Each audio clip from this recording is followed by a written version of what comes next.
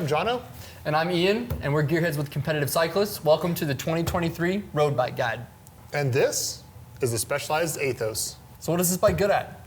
It's good for multiple things, but mainly climbing. This is a climbing bike. It is a featherweight.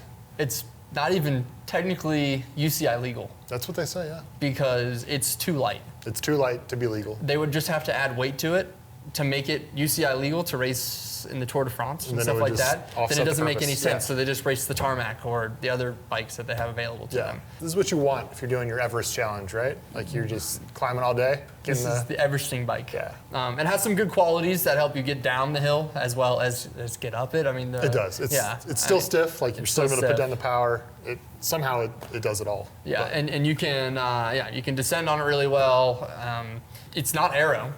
It doesn't round tube shaping. Yeah. It doesn't have cable routing. The cables just are exposed, then they go in the frame like a traditional road bike. So some people will absolutely love that because it's hard to find that these days, especially at a top tier bike. Yeah. Everyone's getting away from that. It's all going integrated. So for the home mechanic, that's awesome. Yeah, it's awesome. And for anybody that wants to run just regular bars on it or mix up their bars, it's not all integrated like you were talking about. So it's not a bar stem piece. Like you can run what you want on this bike. So there's a lot of freedom with how you want to set this particular bike up. And you can pick your own seat post because it's just a traditional round seat post, no D shape, nothing weird, proprietary about it.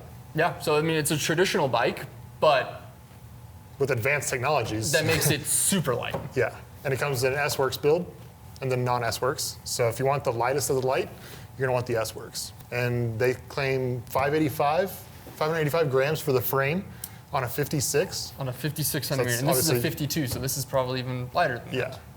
Yeah, I don't have the weights of the fork, but I mean, for a frame, that weight, that's insane. Yeah, that's incredible. I remember the benchmark a few years ago for me when I was looking for a climbing bike, really traditional bike, was 850 grams with the frame and the fork, and it's definitely below that. For sure. So it's an incredible bike. It comes in 6 sizes, so you're starting out at a 49 up to a 61. Wow, so that's a huge range of sizes. That's going to accommodate a lot of riders. Yeah, absolutely. Specialized is known for having some pretty awesome paint jobs and colors on their bikes. So it comes in a variety of colors. It changes every year. We have this one behind us, which is the satin carbon jet fuel. You can see it. It's like, it's in the name, the S-Works. It's kind of sparkly and changes colors depending on the angle you're at. So it's like seeing the fuel spilled on the ground. Yeah, it's really cool. So they've also got a cherry red color, and that's one we built up custom for that customer that won our dream bike giveaway not too long ago. So if you want to build one of these, we offer the frames, or if you want to go through a Gearhead and have your bike built up custom however you want it, however you want it spec'd, like this one here, just give us a call and we can help you out with that. Yeah, definitely. It'll also be on our bike builder on our website, so you can go in there and do it yourself too. Yeah. We will not be offering any of the specialized pre-configured bikes. Yeah, not at this time. Not at this time. How would you build it up? How would I build it up? I would build it up, so I'm actually very one-by curious, and I would do probably 48 chainring in the front, red axis, and then Explorer in the rear, so the 1044.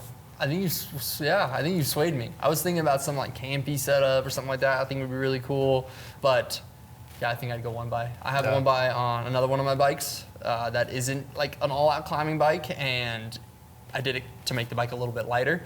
And with this bike already being light and putting that setup on it, which would make it even lighter. Yep. Oh, I love that. And do you think the gearing would be good on a climbing bike? Like it is, because I have that right now, 48 tooth with the 1044 in the rear. That's what I run, and I climb up all the mountains here in Utah with no problem. So it's awesome. I do lose a little bit on the top end, so if I'm going downhill, I'll spin out a little bit faster than I do on my 2x sometimes, but this bike's for going up hills. I mean, you get out of the saddle and crank on it, and it jolts forward. Like, it's made for climbing. Yeah, and you're going to be solo going downhill because you dropped everybody on the climb. So not a big deal having the one by. Absolutely. And that's nice of you to let some other people catch up before you hit the next climb too. Yeah.